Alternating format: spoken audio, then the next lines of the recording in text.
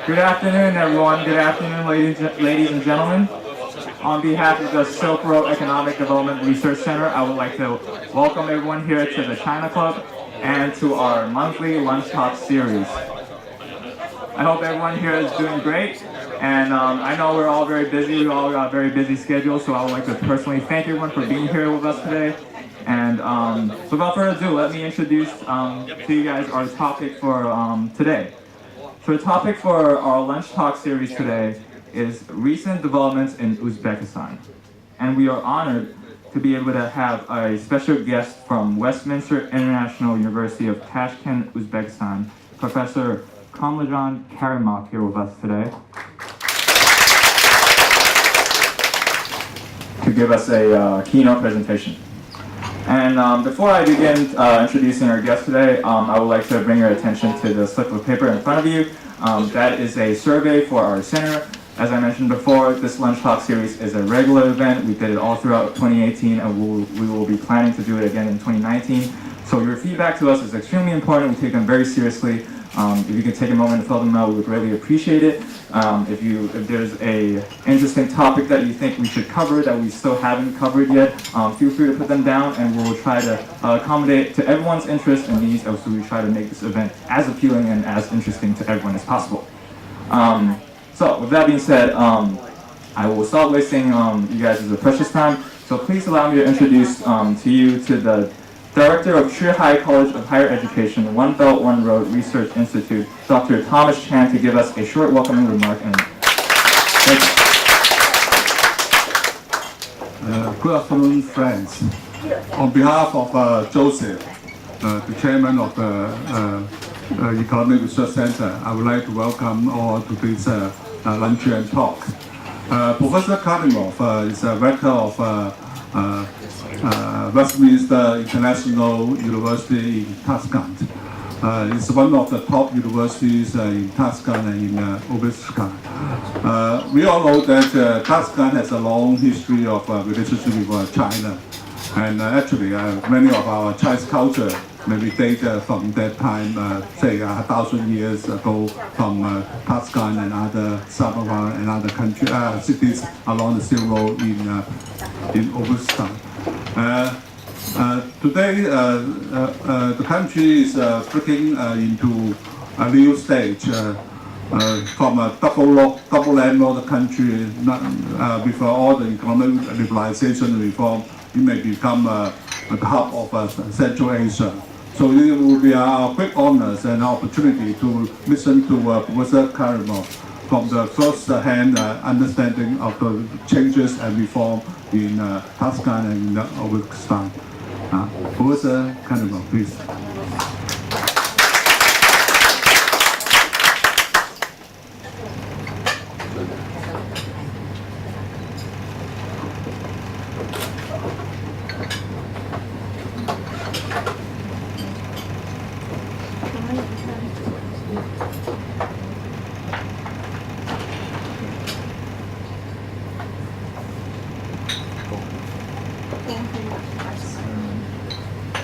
Distinguished Chairman Joseph Chan, Professor Chan, Your Excellencies, ladies and gentlemen, it is indeed a pleasure and honor to speak in this legendary building, and I wish first of all to thank the organizers of this event.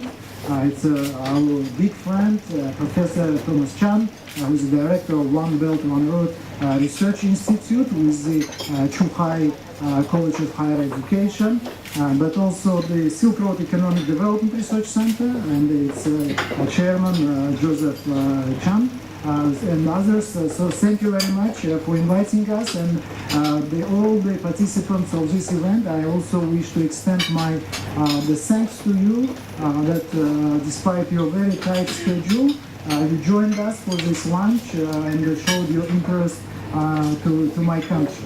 And as Mr. Chan has just presented, we will be talking today about the recent developments in Uzbekistan. I'm sure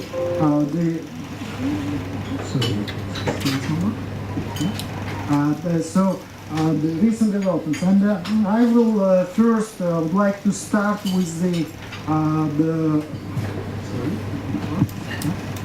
I would like to start my presentation with some basic facts and figures. I'm sure you're aware about the country, but not sure how much you know about the country. So I'll try to give a very basic snapshot about the country and especially about the recent changes in Uzbekistan. So Uzbekistan, as you well aware, is in the middle of Central Asia. When I say Central Asia, you're quite well aware, there are very different definitions about this region, right? And the different researchers, they define the region in different way.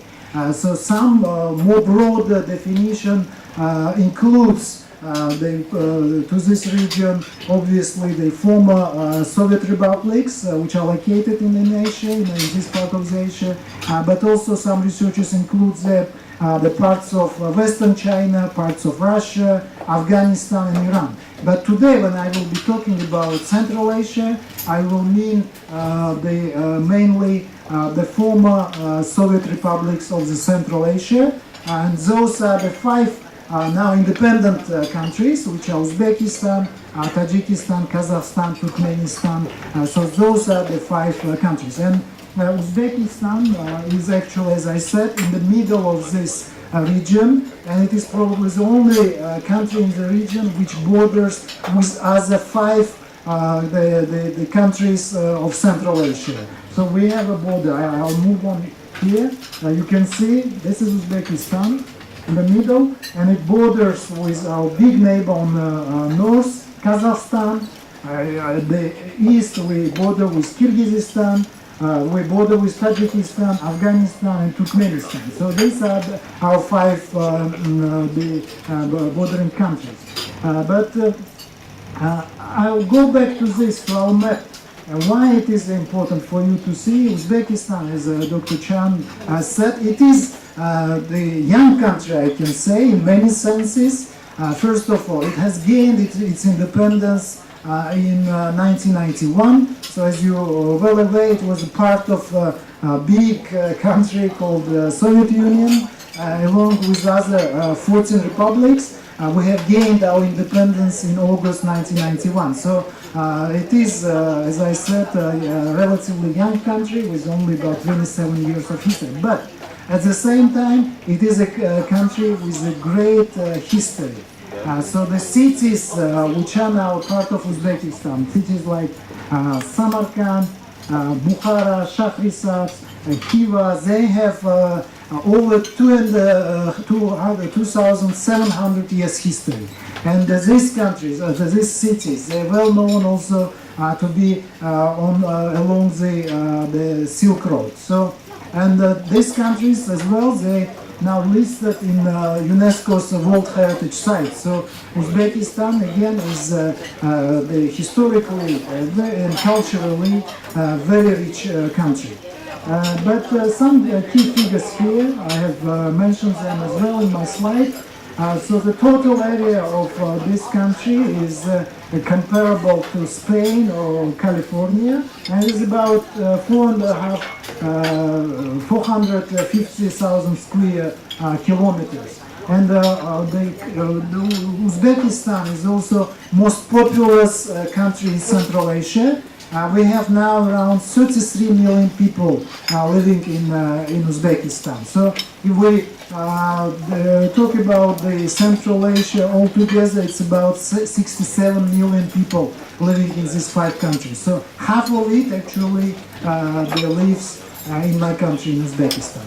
And our capital is Tashkent. And so Uzbekistan is multi-ethnic the society, very tolerant, peaceful society. We have over 130 different nationalities living in Uzbekistan. But official language in the country is Uzbek, but Russian language is also quite widely spoken in Uzbekistan. And the political system, it's a presidential republic, but multi-party democracy, I can say. So it is a very, I think, sunny, warm country with the continental climate. We have quite cold winters in Uzbekistan and very, very hot summers as well. So, but as Dr. Chan has mentioned, Uzbekistan, its uniqueness is also featured in the fact that it is a double landlocked country. As you may know, there are only two double landlocked countries in the world. The one is tiny Liechtenstein and another one is Uzbekistan. So that means that not just ourselves, but even our neighboring countries, they don't have access to the open seaports. That's of course a big challenge for the country in terms of exporting and importing goods and for logistics and transportation. And that's what it is. Uzbekistan, I also have mentioned this in my slide. It is actually, in terms of the human resource, as I said, it is the most populous country in the region, and the literacy rate is almost 100% in the country. This is also important to note, I think. Here you can see some of the, as we have a lunch, we have some pictures here of great Uzbek food. It is very diverse, influenced by different cultures, including China. So we had we consume quite a lot of rice, noodles, but also it's a mixture of different cuisine. We have influence from Europe, from Italy, from different actually cultures. Let me move on now. So as it was said, the Uzbekistan and the cities which are now part of the modern Uzbekistan, they were known as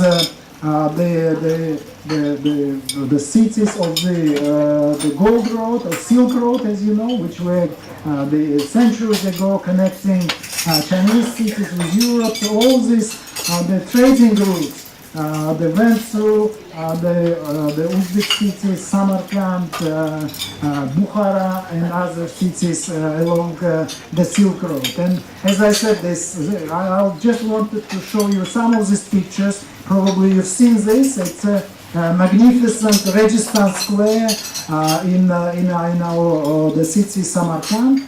This was built now almost 7 centuries ago, and it's still, as you can see, it still survived major earthquakes and all this time, so it is still there. So this is one of the major attractions, and I think one of the symbols of my country, this Registan Square.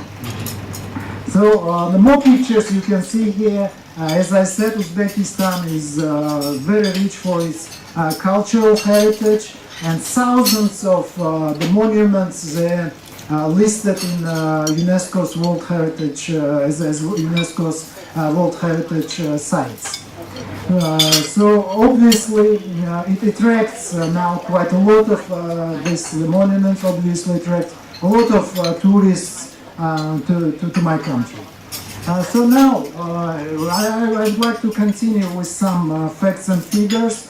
As I said, Uzbekistan is rich for its culture, but it also rich for its resources, human resources, but also mineral resources. Here I can just very brief snapshot on this, the diversity in terms of the mineral resources, which can be found in Uzbekistan. We have quite a significant reserves of natural gas, which is in terms of the world ranking, it's 21st reserve in the world. But by production, Uzbekistan produces, I think, on the 13th place in the world in terms of the production and exporting the natural gas. It's also quite rich. It's among top 10 countries with the gold reserve and 9th producer in the world of the gold. We're also quite rich in copper, uranium, coal, in many other natural resources. So Uzbekistan is now, as I said, for the last 27 years of our independence, the quite significant economic reforms were undertaken in the country, and I think we have quite a strong foundation now. I can just tell you that for the last now 14 years, Uzbekistan has enjoyed very strong economic growth. And at this slide you can see, this one you can see that since the 2005, Uzbekistan has enjoyed almost 8% annual the growth. 8%. And even during the times of the financial crisis, which hit the global markets in 2008, Uzbekistan still could maintain this very impressive economic growth. So, and still we maintain the growth. It's slowed down a little bit, but still it's about the growth rate at about 5.5% for the last couple of years. So now, this slide actually presents the development strategy of our country, the midterm development strategy of Uzbekistan. And as a benchmark, you can see the year 2017 was taken, and this is, I think, an important date for Uzbekistan, 2017. It's actually those of you who are aware about the country probably know that country in 2016 the new president was elected in Uzbekistan, and His Excellency Mr. Shavkat Mirziyoyev at the end of 2016 was elected as the president, and he is now the second president of the country. The first president served for quite a long time, Mr. Islam Karimov. He passed away in the summer of 2016, and then the second president was elected, Mr. Shavkat Mirziyoyev. And why I'm stressing on this? Because with this new leadership, country has engaged in more liberal, I would say, economic reforms. And with the initiatives of the President Mirziyoyev, Uzbekistan now entered into a new age of its economic development. And with the initiative of the President again, the new strategy, development strategy was adopted, and there are 5 priority areas for this economic reforms in country. The one is focusing on governance. You can see here the second priority area is the rule of law and legal reforms. The third focus on economic reforms. The next one is on social sphere, and the last one is on international the cooperation of Uzbekistan. So let me move on now. So in terms of economic reforms, which I guess is more relevant to this audience, there are 3 the priority themes for economic reforms in Uzbekistan. The one being reforms that improve resource availability, and when we say about resources, it's financial resources, energy, and human resources. The next one is actually a reform which is supposed to reduce the business costs.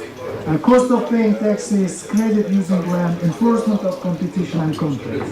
And the third one, reforms that strengthen the economic governance, reducing red tape and corruption, and more predictable the economic policies.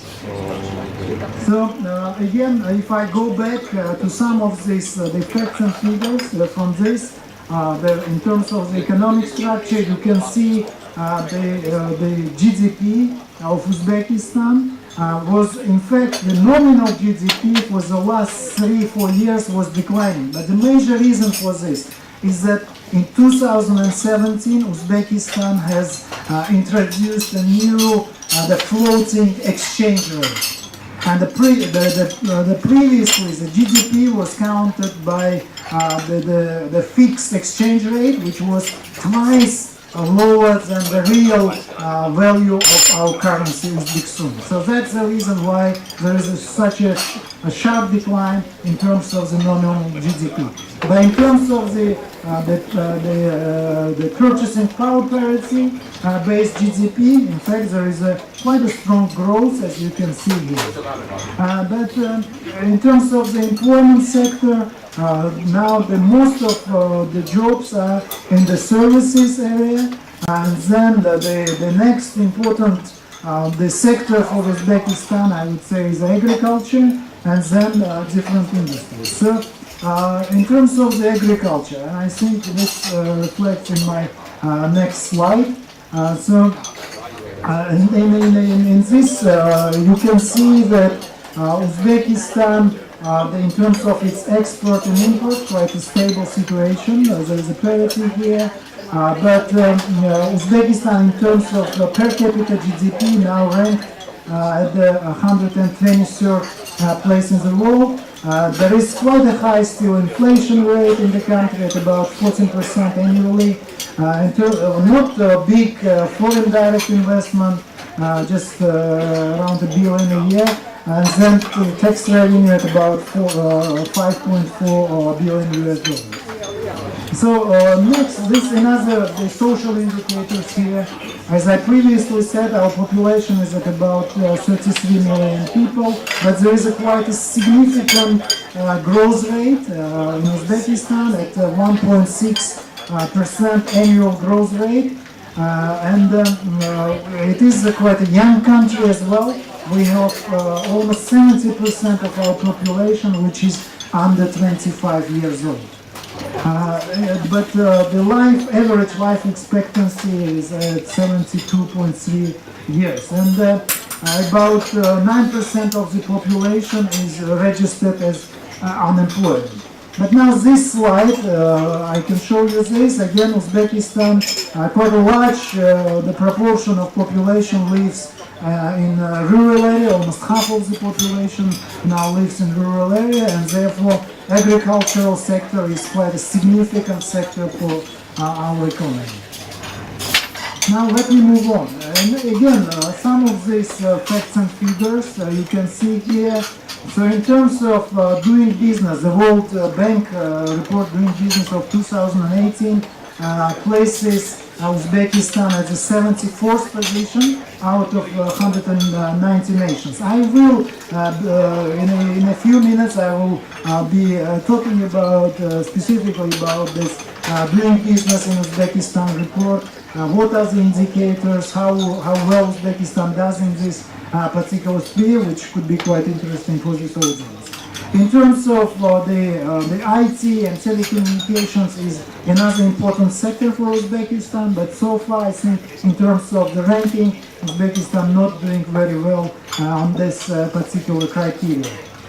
In terms of the Human Development Index, you can see Uzbekistan is at 105th place, but although I should say that I think I have mentioned this already, we have very impressive the literacy rate, which is almost 100% of population literate. And this, I think, because we have the almost 11 years of compulsory and free secondary education in country. In terms of the e-government development, which is another priority, Uzbekistan also doing quite well now. It is ranked as 81 among the 81 countries in the world out of 193. So this one, as I said, the new leadership of the country has very ambitious plans in terms of the economic development of Uzbekistan, and in fact the ambition is to enter the top 50 economies in the world by 2035. It is, as I said, very ambitious plan, and for this we will have to go a very long way, of course. And the major reforms will be focusing again on the governance, on making our economy more competitive, making society more inclusive, and to bring more innovations to Uzbekistan. So these are the major reform areas in terms of reaching the long-term goal of Uzbekistan. So now this is the key milestones of our strategy, which is known as a strategy Uzbekistan 2035. And in this, as you can see, the focus is on there are of course, shorter-term plans, there is a mid-term plan and a long-term plan. And as I said, the goal is to enter the top 15 leading economies of the world, as you can see here. And the big, the focus in these reforms obviously focuses on creating conducive environment for foreign direct investment, which is seen as a major driver of economic reforms in Uzbekistan. So let me move on now. So here I think this slide quite well shows where we are now in terms of the global ranking, in terms of the GDP of Uzbekistan. We're now at ranked as 85th nation in the world out of almost 200 countries. And we close here to Slovenia and Lithuania, but this is where we want to be in 2035. So, in terms of this development strategy, there are different scenarios obviously. And the one which I want to focus on is more so-called dynamic scenario, which will allow us to be among these 50 global nations. But to do this, we will have to go a very long way. This is where we are now in terms of our nominal GDP. And this where we want to be. So it is in fact almost 10 times increase in terms of our nominal GDP and about 5 times the GDP in real terms in the prices of the 2017. For this, we will have to grow our economy for the next 15 years at the level of about 8%. So it is obviously a very ambitious goal, but I think quite doable as well. So now again, some of the figures, in terms of the nominal GDP, which I have just mentioned, the population, GDP per capita, and things. So it, as you can see, there is a comparison here where we are now and where we want to be according to this dynamic scenario.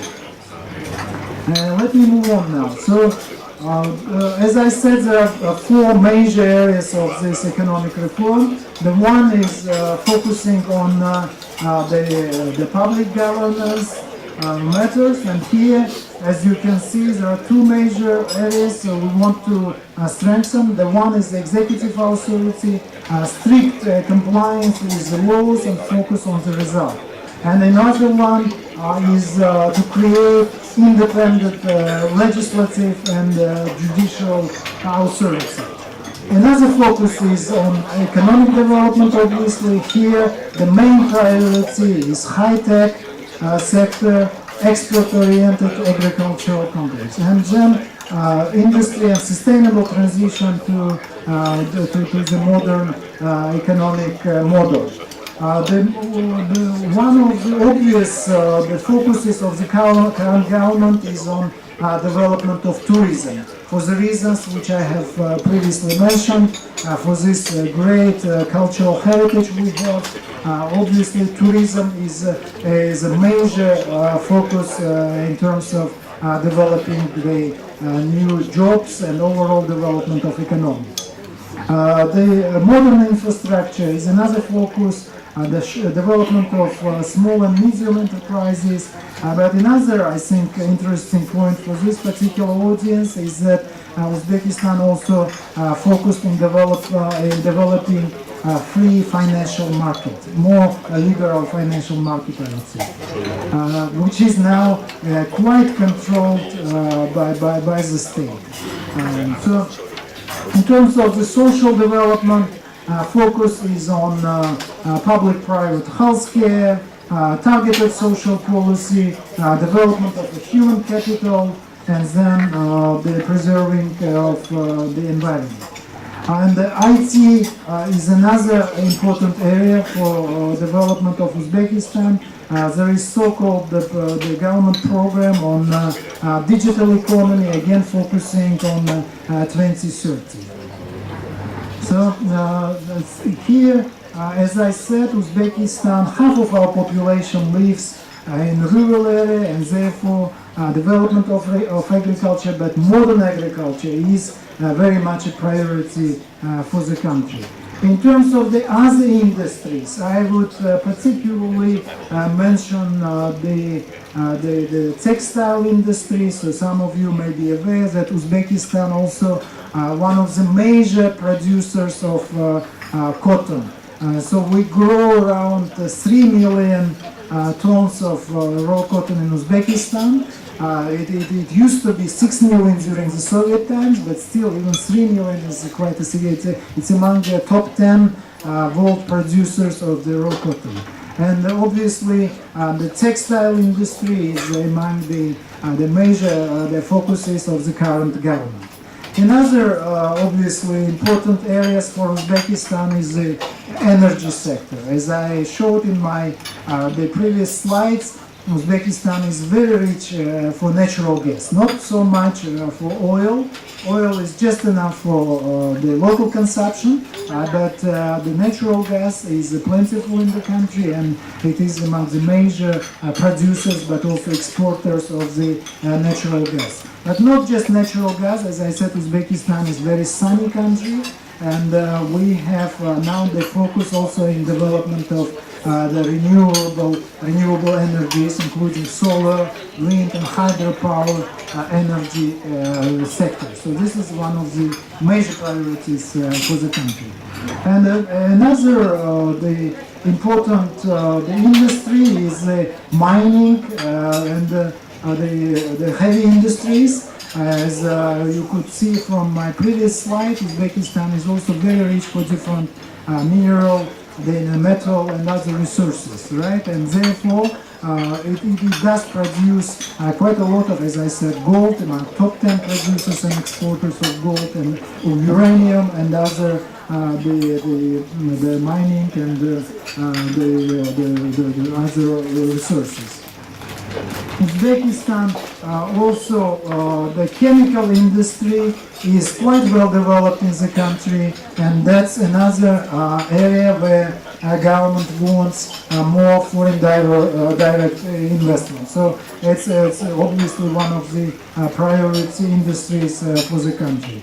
Infrastructure. Again, Uzbekistan has quite a good developed the roads, the railroads and other roads in the country, and overall infrastructure. But most of those infrastructures were developed during Soviet times. Of course, during the last 27 years of independence, there was a heavy investment into the industry, but I must admit that most of the infrastructure is quite outdated, and there is a serious need for more investment into this area. And this, I think, very much links Uzbekistan with the priorities of the Belt and Road Initiative, and therefore Uzbekistan, as a double landlocked country, very much welcomes the initiative, especially in terms of development of the road and other infrastructures, not just in Uzbekistan but also within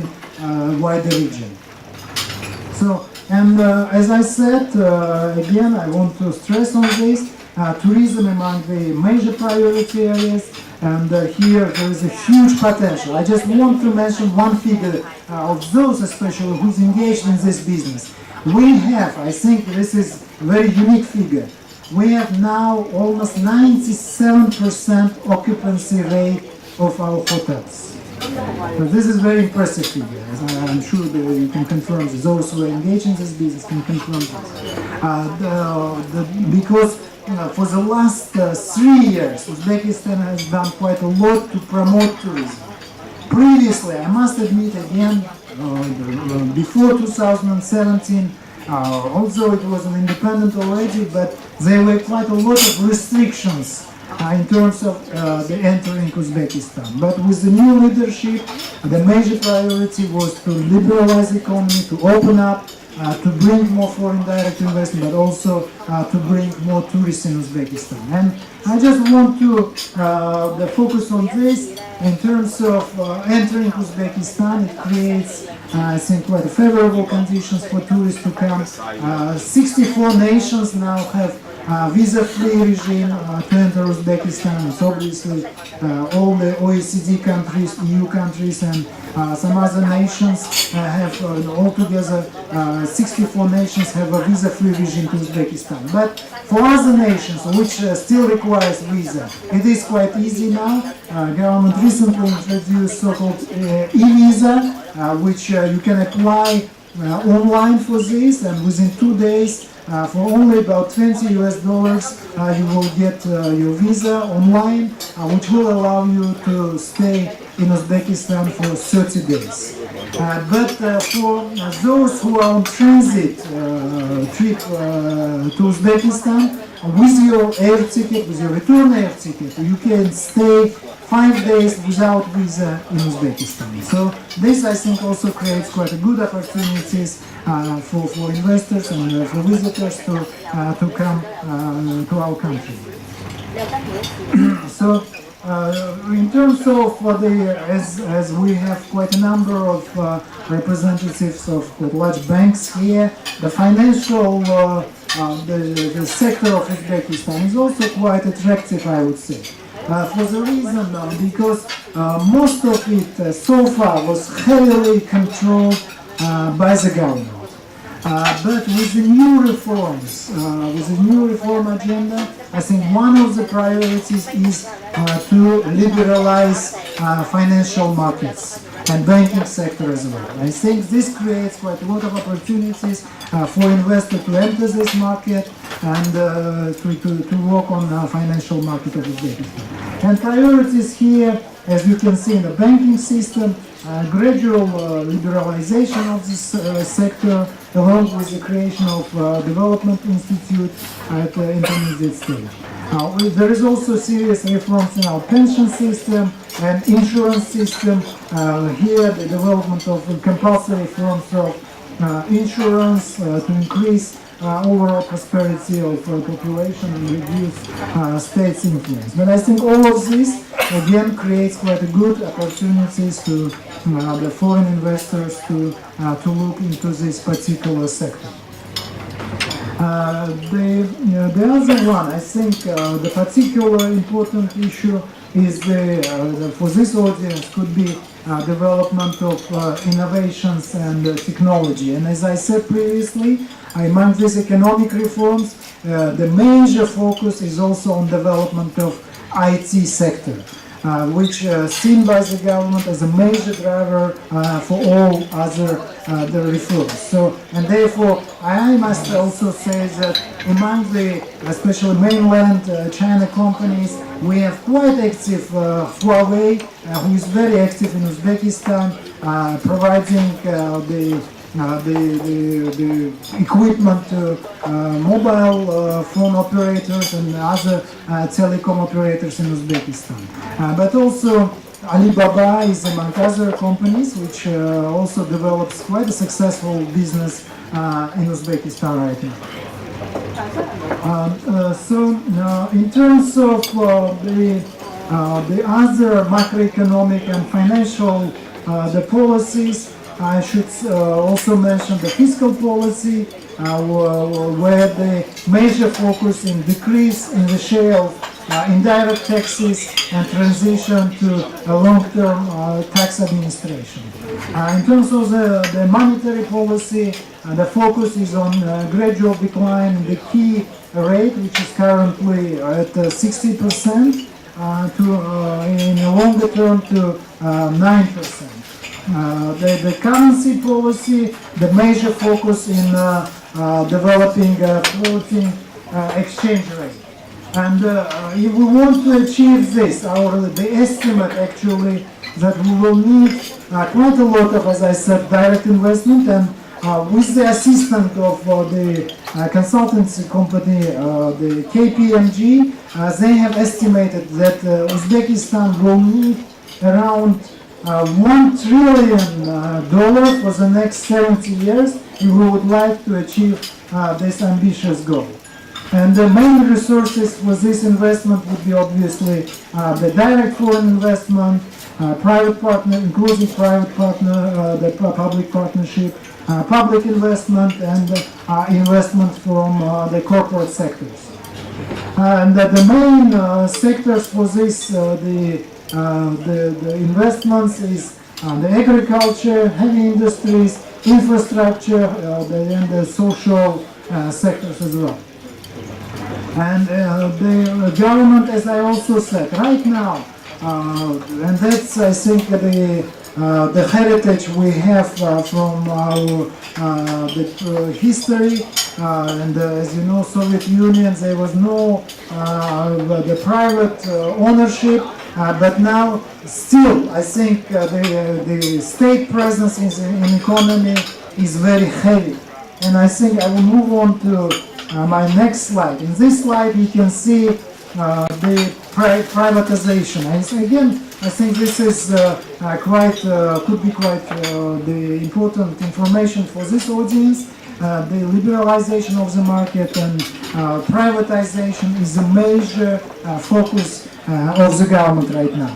And in terms of privatization, there are two the major, I would say, group of assets. The one is more liquid assets, those assets which has high liquidity, and these are the shares and interest in large state-owned companies, especially in energy and fuel sector, extraction, mining, and processing sector. So these are the high liquid assets, I would say. And here the strategy is actually to have two kinds of the assets, strategic assets and non-strategic assets. To strategic assets, we can say the assets in the critical sectors to the development, such as the fuel and oil and infrastructure sectors. And non-strategic assets, those are the assets beyond the scope of the major sectors.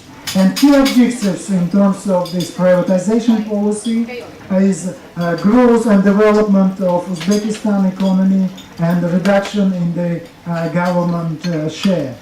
This proposed to be done in a way of attraction of the foreign direct investment, privatize the state share in 3 stages, and but also I think there is quite a good interest in more non-liquid assets. But if you look at these figures, right now the share of government in major industries is accounted to about 70-80%, and in fact the goal by 2035 to decrease government share in these critical areas to only about 10-15%. And having said that, this obviously creates quite a lot of opportunities for foreign direct investment, especially in those high liquid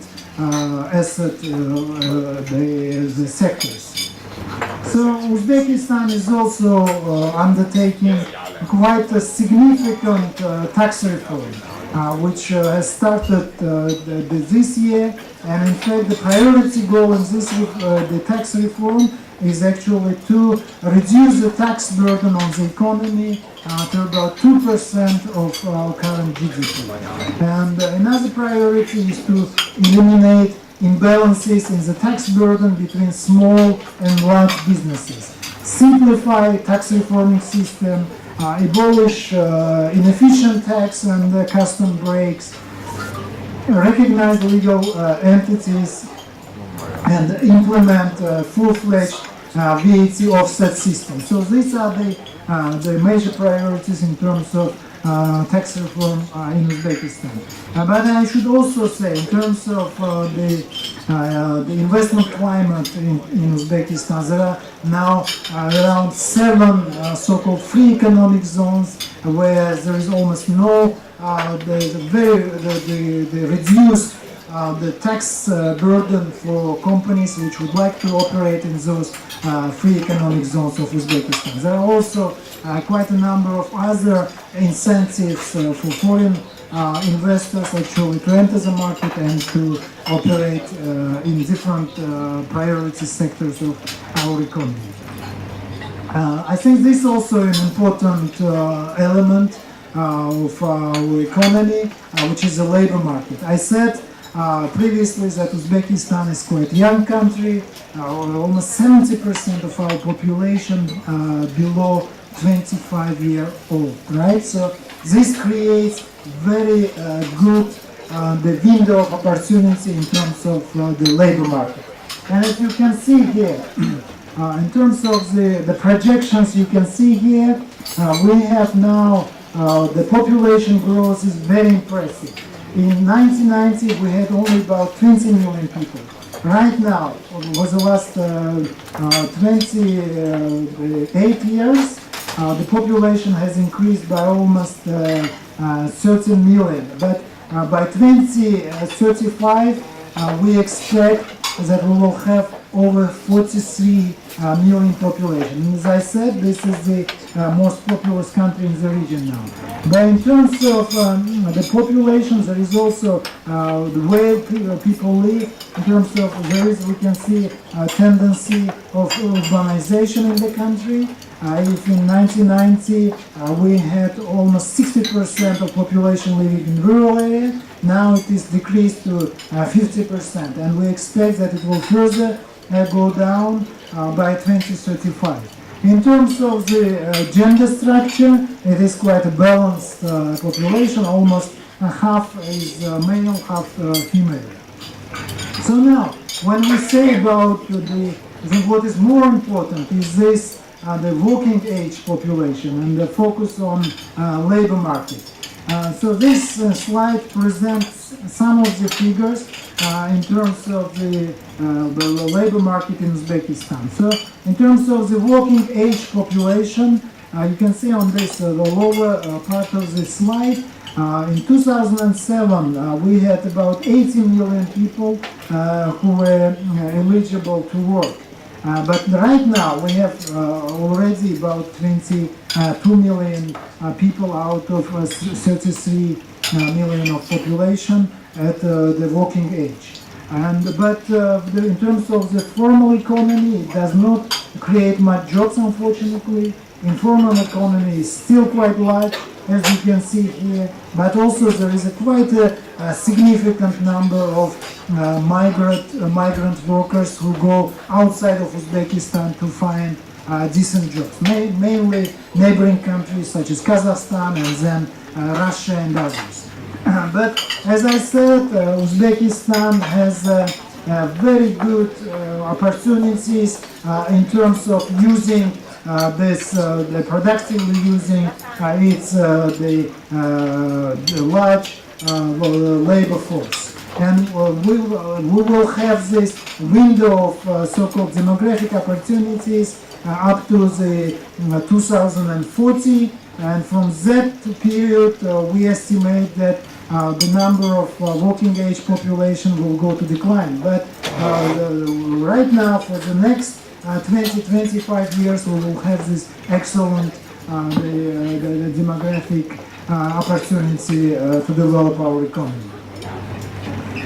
So in terms of employment, there is also quite a significant change as the structure of the economy changes, so does the employment in different sectors. So as you can see here, previously, before the independence, most of the population was working in agriculture sector. Almost half of the working age population was the agriculture sector.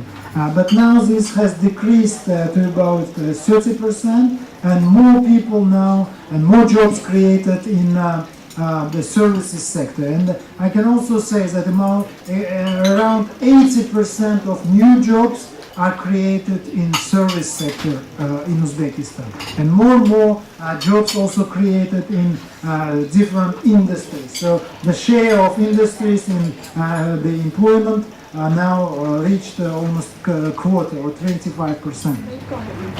So let me move on now. So I also mentioned in the beginning of my presentation about different rankings Uzbekistan participates now. This one particularly I want to, the most I think well known, the indicator of the business environment is World Bank's Doing Business report.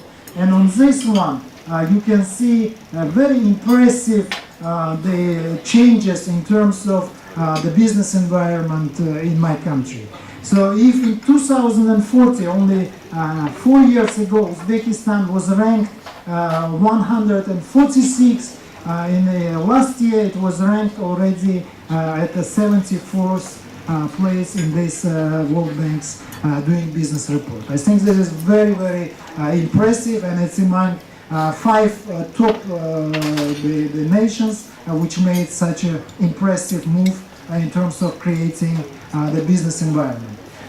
But in this one, as you well aware, there are different criteria the report, the experts are focusing. And among those, you can see that starting a business, Uzbekistan now among 11 nations, top nations, in terms of the starting business. Where we have real problems is this area, dealing with construction permits. There is no much progress here.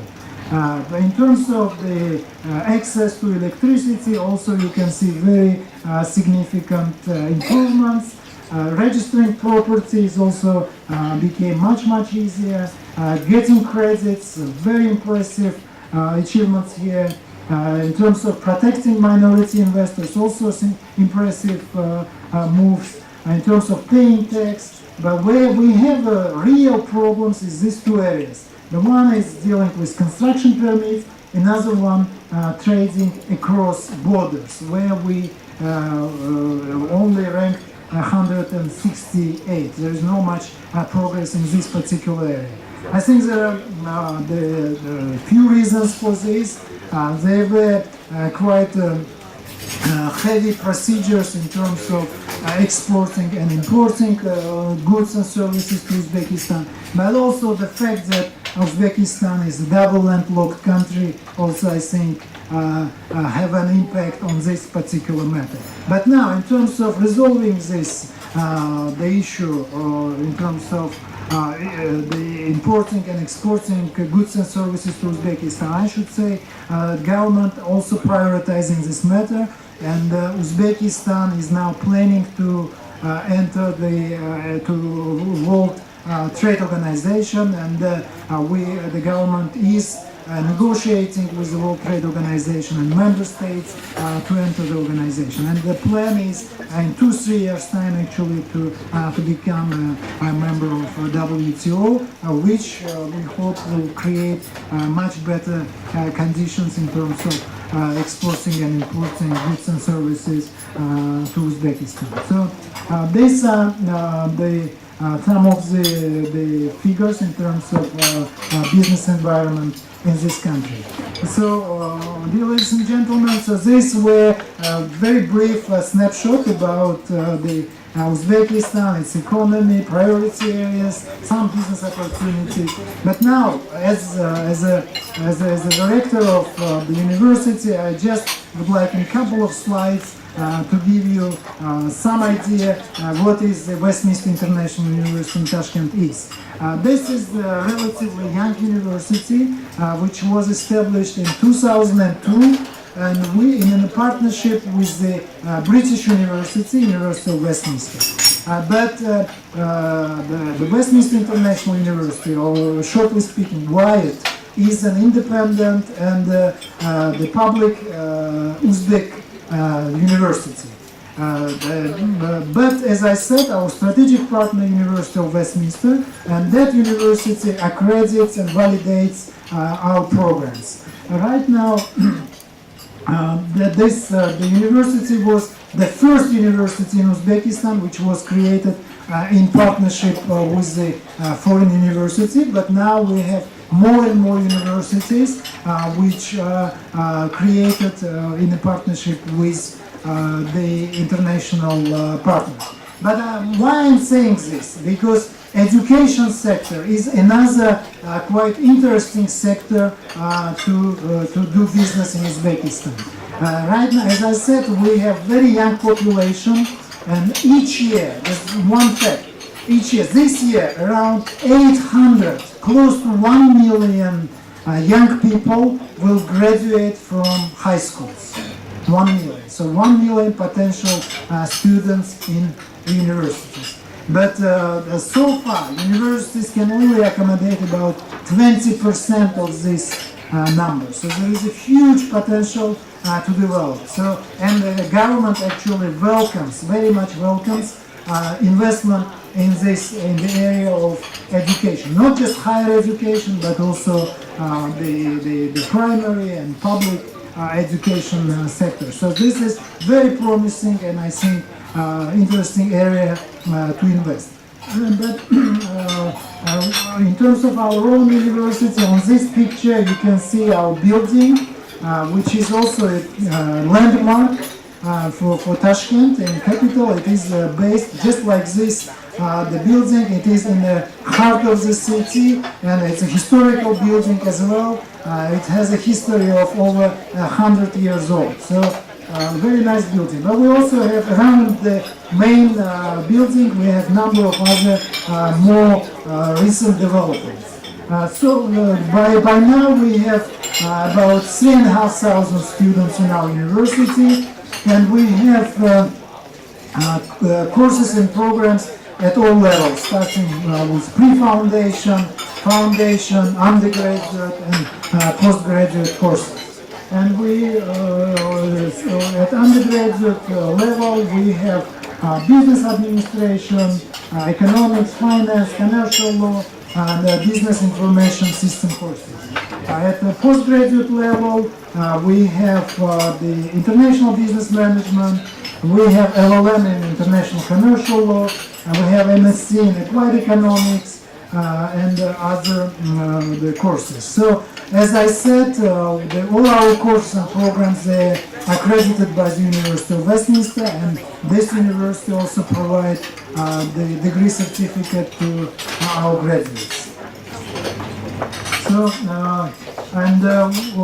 this photo, you can see we also invite quite a number of so-called distinguished speakers to our university, and you can see in the middle Professor Chan, who visited our university twice last year, and he gave excellent lecture to our students and staff. We also engaged quite actively with the major development banks such as the Asian Development Bank, and on the right you can see the Vice President of the ADB, the Chinese national Dr. Wang Zheng, who came and spoke at the university. Recently we also had a World Bank Vice President, Mr. Mueller in the bank, and we and other distinguished speakers are also quite frequent guests in our university. So if it happens that you visit Uzbekistan and Tashkent, we would more than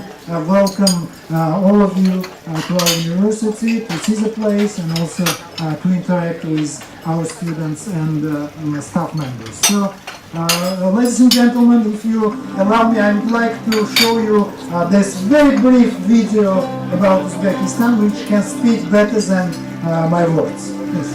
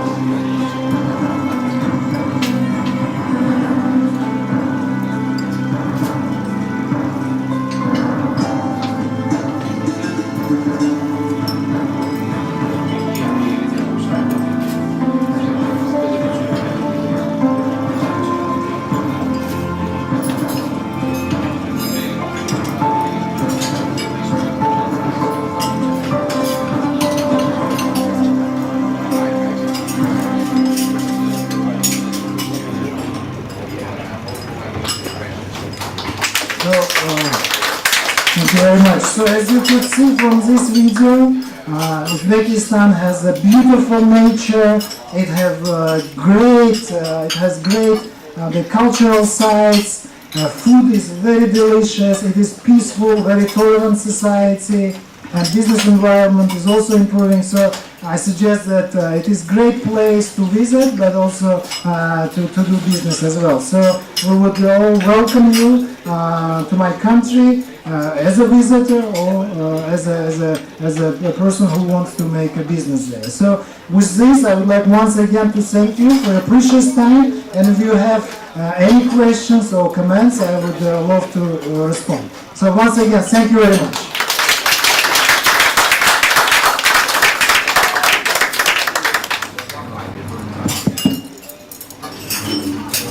Thank you, Mr. Karimov, for that amazing speech and presentation. So if you would like to ask any questions, you could raise your hand. Feel free to raise your hand, and we'll have our colleague pass the mic to you. Perhaps I can start. Thank you very much, first, Professor Karimov, for your very, very good and comprehensive introduction. And I find it's really informative. It contains a lot of information. And as a person who has done, airline business and also ice-engine business, I was especially impressed by two set of data you just said. The first, the occupancy rate is over 70%. That's great, because back in my airline days, anything above 55, 70% load factor is great. So congratulations for the prosperity and attraction of your country. And second is that you are talking about the reform in various areas of your country. I was especially impressed by that which you said, which is going on in the financial sector. So the liberalization. My question here is that in that particular area, would you look forward a kind of a big bang kind of reform, or it's more gradual? And related to that, my second question is that since you are here, did you speak to the Hong Kong people? In Hong Kong, of course, needless to say, is famous for its being a financial center, global financial center. So how would you link this fact with that liberalization process, which you said is going on around in your country? Thank you, Professor. Thank you very much.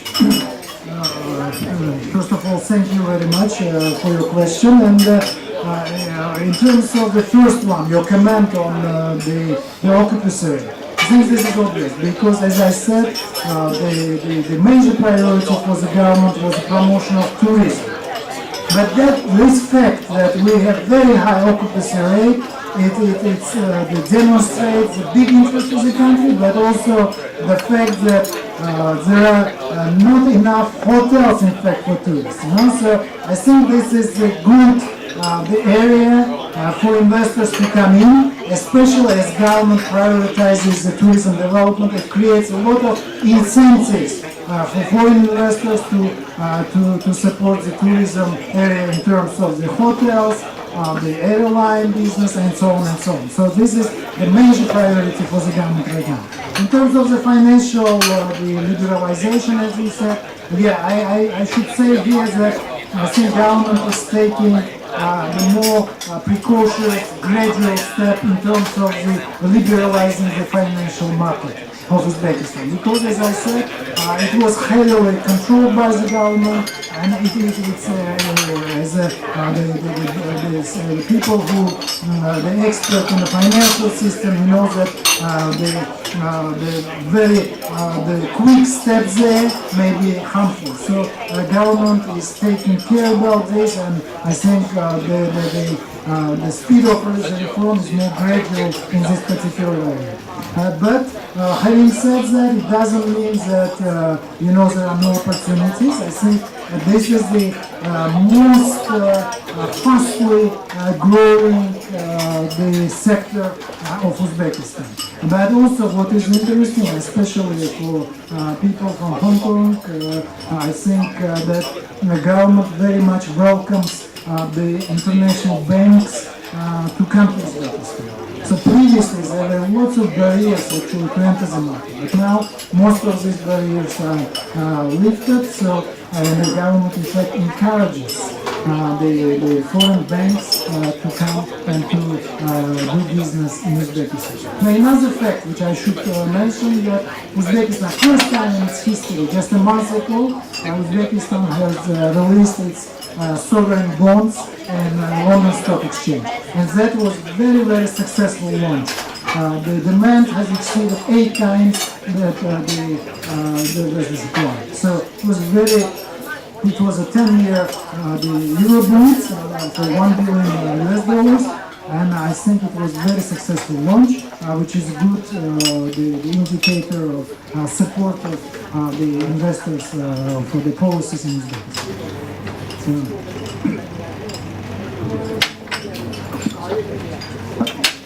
Professor, my question is on foreign investors protection. I can see that the government has done quite a bit to improve that, but can you enlighten us to know what government has done to improve, investors protection, in particular foreign investors in a landlocked country? Thank you, Chairman Chan. And yes, as I said, I think that from the early days of this, the reform, the president himself, in many instances, whenever he speaks, he actually the focus is on protection of investors. Be it a local investor, be it a foreign investor, he says that investor is under my personal protection. That's his own quote, right? And obviously there are, as I said in my the presentation, in terms of the current the reform agenda, the changes in the legal system, because for investors words are not enough. You need a proper legal system which will protect your rights, which will protect your ownership rights, and so on and so on. So I think our government is very heavily focusing on in terms of the changing the legal system to provide better the legal protection of local investors, but also the foreign investors. But also within we have the special government agency, which is called the Ministry of Investment and Foreign Trade, and within this ministry there is a special section which works specifically with the foreign investors to provide, not just to provide the protection, but also to provide necessary information, but also the opportunities which are existing in Uzbekistan, obviously also assisting them to start and do business in Uzbekistan. So that would be my short answer. Thank you.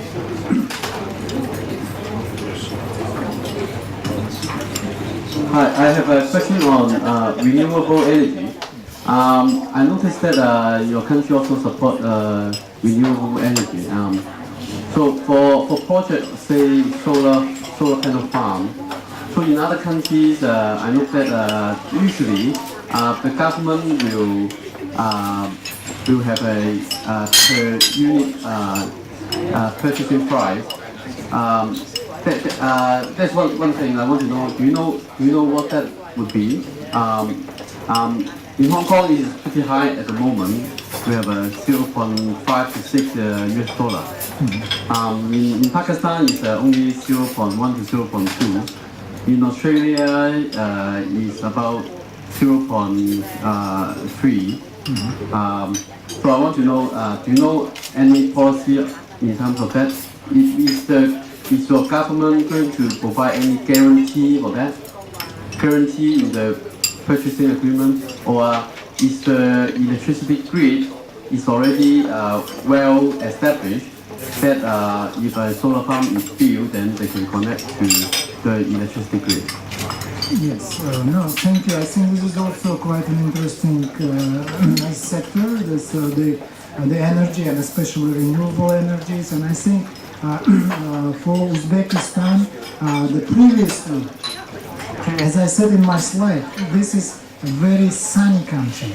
We have almost 300 sunny days in a year, so it's a shame not to use this precious resource to generate the energy resources, right? So, and therefore I think, but so far what we have, the energy we've been using was mainly generated by using coal, gas or hydropower, right? But I think now that government realizes it's not enough, and obviously we need to use the precious resource we have, and there is a government policy actually to support the use of, to develop first of all solar energy, and we have a couple of very large the solar energy stations, so-called. They're not very far from Tashkent, where we have the first the examples how this the solar energy could be used in a massive scale.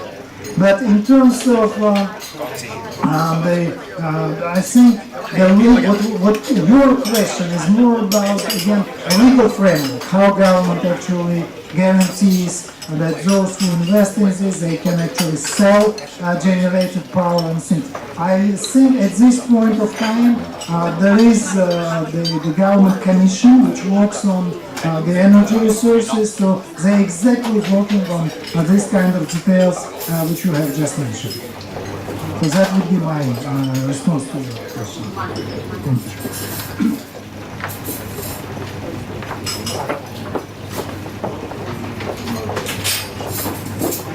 Actually, your country is human resources rich. A lot of the young people actually working in Russia. I mean, a lot of jobs. But in Asia, especially like the city like Hong Kong and Singapore, we have shortage of manpower. Have people think about the opportunity in Asia in terms of human resources? Yes, this is an interesting question as well. As I presented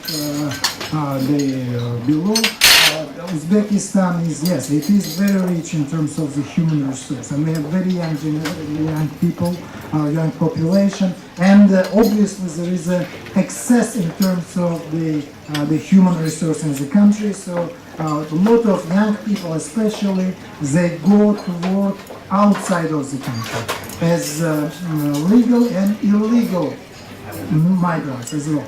But where they go right now, most of them they go to neighboring countries such as Kazakhstan. Big numbers are going to Russia, millions of young people from Uzbekistan, but mainly unskilled labor force, working in construction sector, in shops and so on and so on. So millions of people go there. And why these countries in particular? Because I think for the language, most of the people in Uzbekistan, as I said, they speak Russian language. So the language, in fact, is an important element why people go to these countries. But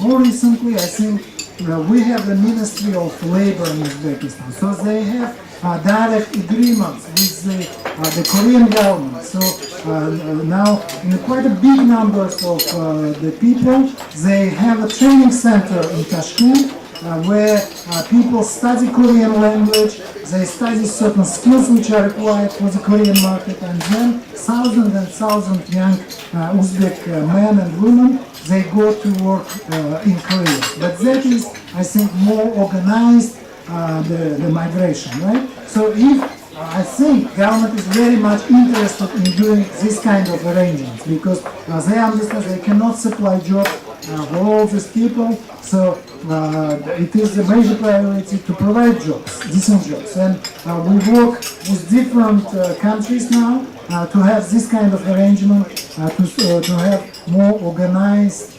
the migration of the labor force. So if there is an interest here, for instance, I am sure that government will only welcome this opportunity. Hello. Rector Karimov. I just want to thank you for coming to Hong Kong and your colleague as well. I'm a big booster, as Thomas and Joseph know, for Uzbekistan. I first went over 25 years ago. And for people who haven't been to Uzbekistan, I'd just like to say, and I think most of you have been, this country was the heart of science. Uzbekistan was the heart of science in Asia for a period of about 200 years. And it's a country I'm sure will come back. It's culturally very rich. There's very high engineering skills because of your metallurgical, having lots of mines and so on and so forth. So I want to say that I'm very positive about Uzbekistan. However, the figures that you prepared, not your figures, I know most people will, but I think like many countries where we look at the future, there is a failure, not on your part, but on the general statistical analysis. We're not factoring in significantly enough climate change.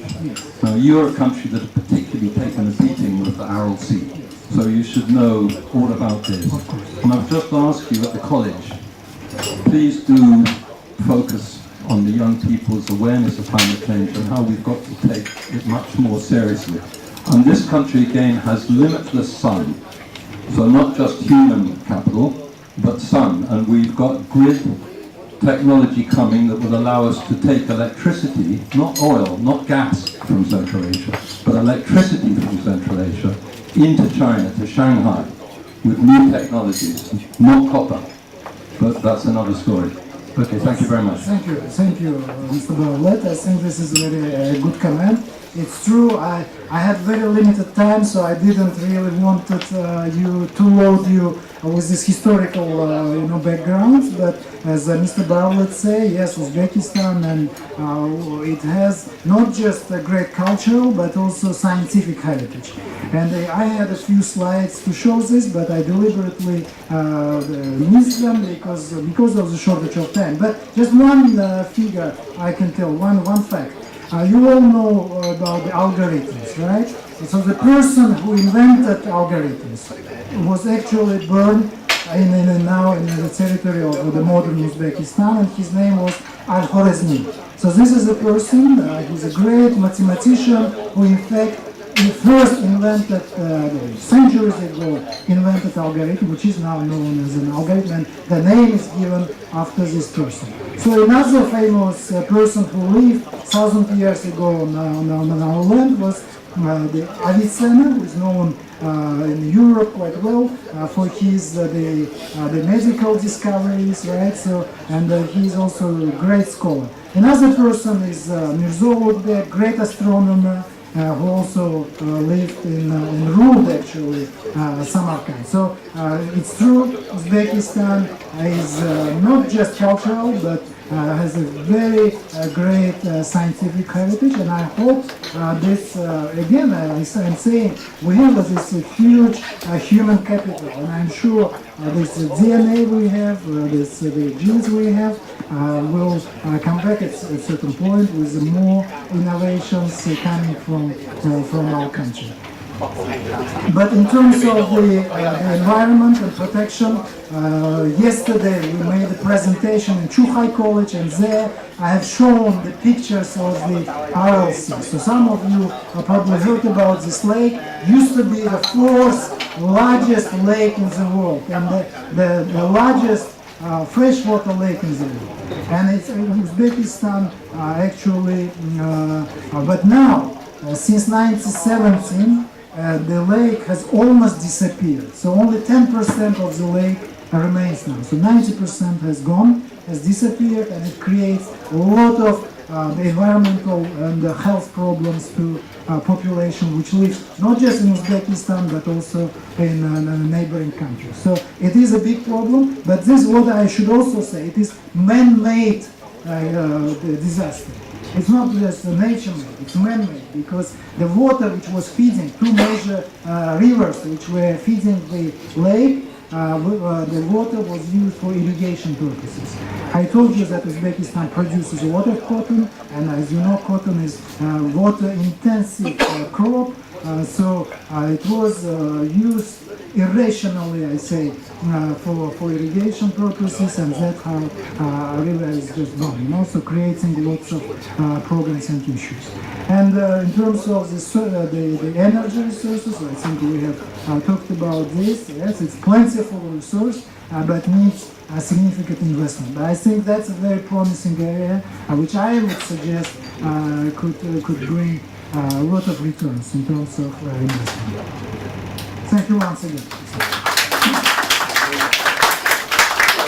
All right. So thank you once again. Thank you for your participation and engagement. And on that note, I would like to invite our Secretary General of our center, Mr. Terry Su, up on stage to present Professor Karimov with a little token of gratitude from our center, a souvenir from our center to Professor Karimov.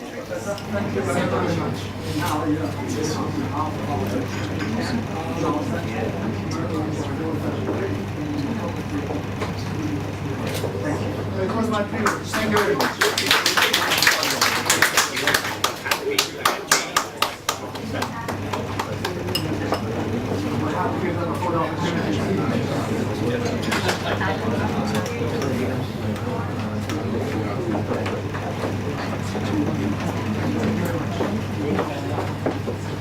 And now please remain on stage, gentlemen, as we would invite representatives from our center, including our chairman, Mr. Joseph Tan, Director Anthony Lai, Mr. Lori Wong,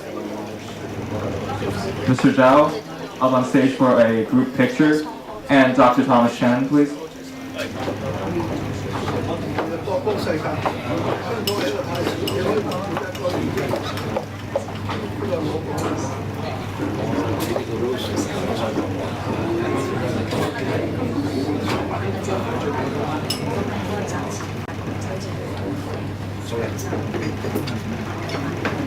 Thank you.